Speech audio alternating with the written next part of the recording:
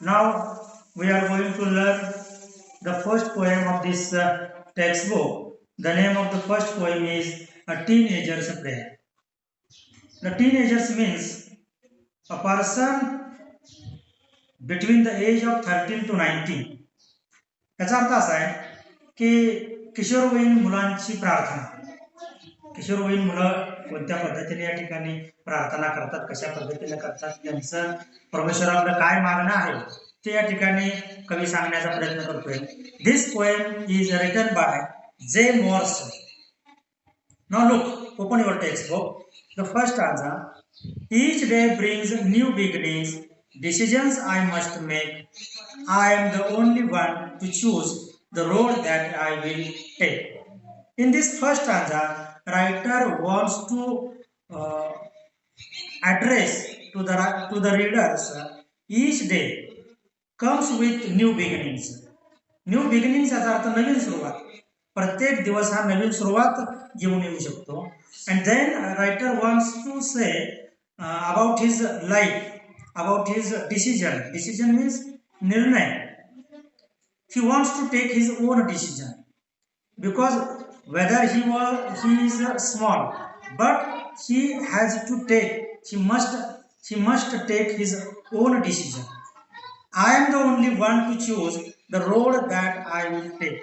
I am the person who is responsible to take the road that writer will take.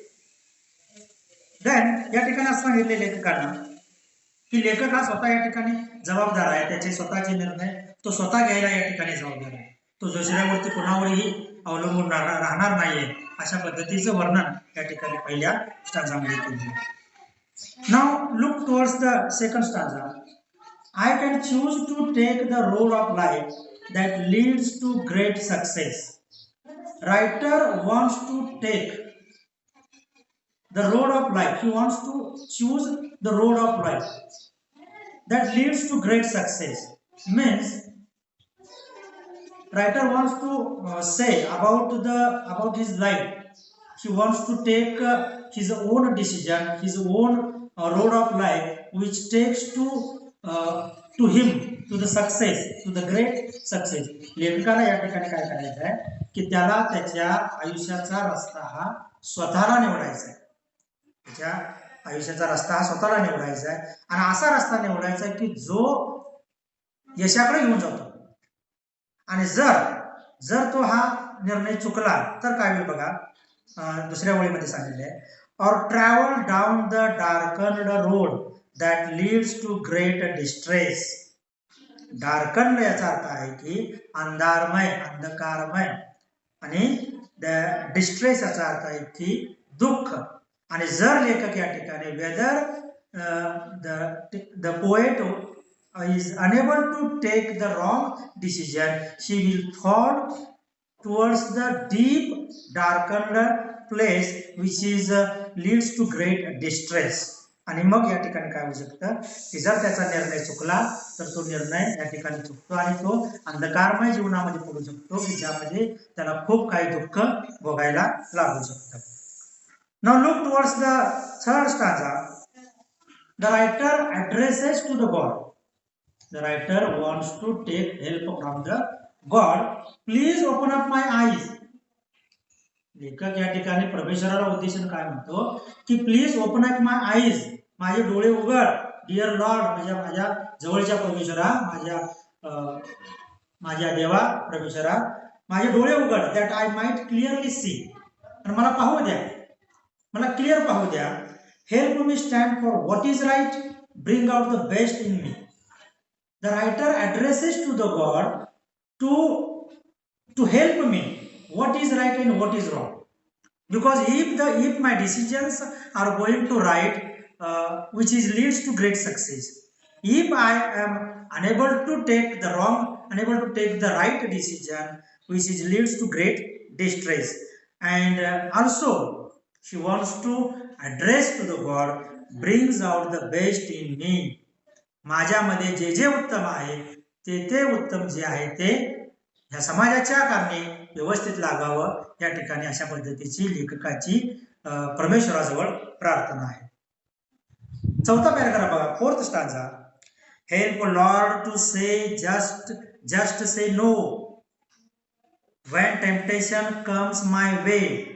Temptation याचा अर्थ आहे की मोह, विष. लेखक या ठिकाणी परमेश्वराला उद्देशून म्हणतो की let me say know about the temptation. आणि मला एखादा मोह जर या ठिकाणी उत्पन्न झाला तर त्याला नाही म्हणायला मला प्रवृत्त कर. माझी जी बुद्धिमत्ता आहे किंवा माझं जे मन आहे त्या मनाला तुम्ही या ठिकाणी तयार कर की एखादा मोह माझ्या समोर आला की त्या मोहाला नाही म्हटलं पाहिजे. That I might keep my body clean and fit for life each day. I want to clean my own body. I want to clean not only outer body but also I have to clean my inner soul, inner body and fit for life each day. आणि या प्रत्येक दिवशी, हा जो आयुष्यामधला प्रत्येक दिवस आहे त्या प्रत्येक दिवसाला मला सामोरं जाण्यासाठी माझं शरीर स्वच्छ करण्याला मदत कर. That if you clean me, if you are able to clean me, that I will see all the society with my own eyes. Now look the last stanza from this poem.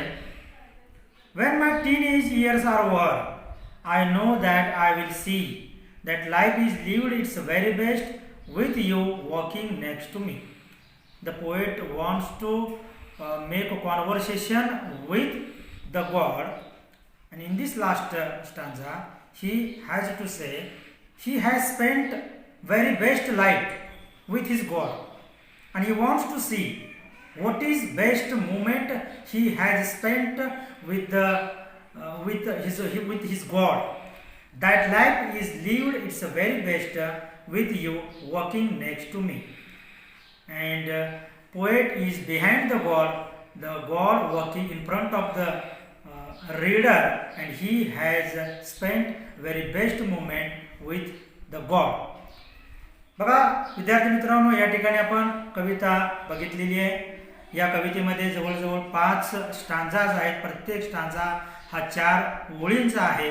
आणि या प्रत्येक स्टांजामध्ये असं आपल्याला सांगितले की किशोरवयीन मुलं कशा पद्धतीने या ठिकाणी परमेश्वराजवळ प्रार्थना करतात की येणाऱ्या काळामध्ये कशा पद्धतीचं आयुष्य त्यांना जगायचं आहे याची चर्चा ते या ठिकाणी परमेश्वराजवळ करत असं आपल्याला या ठिकाणी असतं.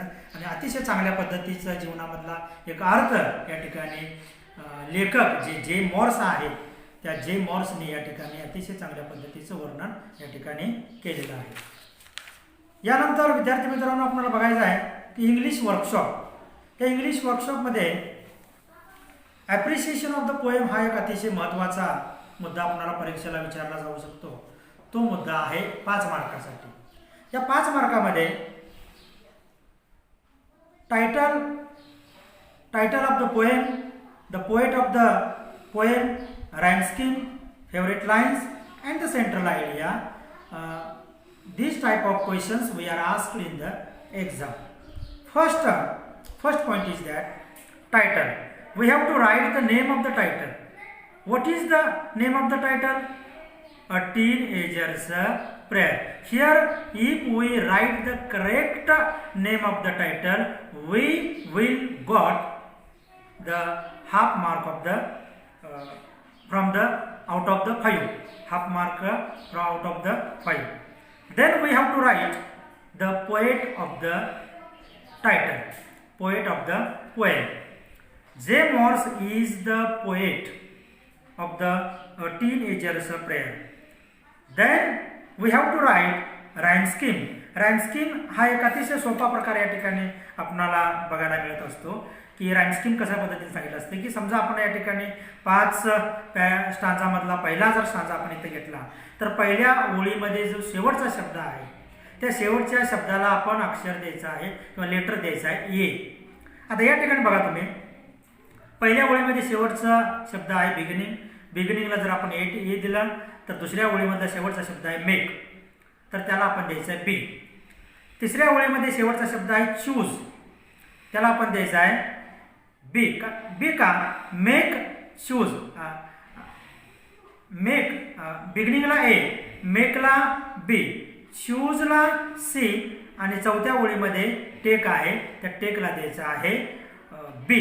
हे बी का, मेक आणि टेक हे दोन्ही यमक सदृश्य शब्द आहेत. यामुळं या पहिल्या स्टांजाचं राईम स्कीम झालं A B C B, A B C B. याच पद्धतीनं प्रत्येक स्टांजामध्ये आपल्याला या राईम स्कीम तयार करायचं आहे. त्यानंतर यामध्ये आपल्याला असं दिसतं की फेवरेट लाईन्स लिहायचे.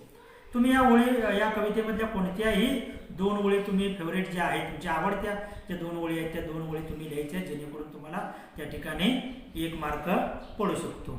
आणि जो शेवटचा जो प्रश्न आहे तो सेंट्रल आयडिया. कवितेमध्ये सेंट्रल आयडिया काय सांगितलेलं आहे की कवी परमेश्वराला उद्देशून प्रार्थना काय करतो.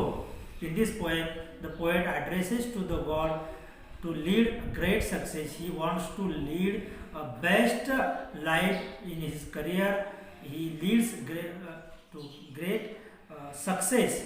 आणि या पद्धतीने आपल्याला इथं 5 मार्काचं अप्रिसिएशन जे आहे ते या पद्धतीनं तयार करायचं आहे. थँक्यू. उद्या आपण पुढचा धडा बघूया. Thank you very much.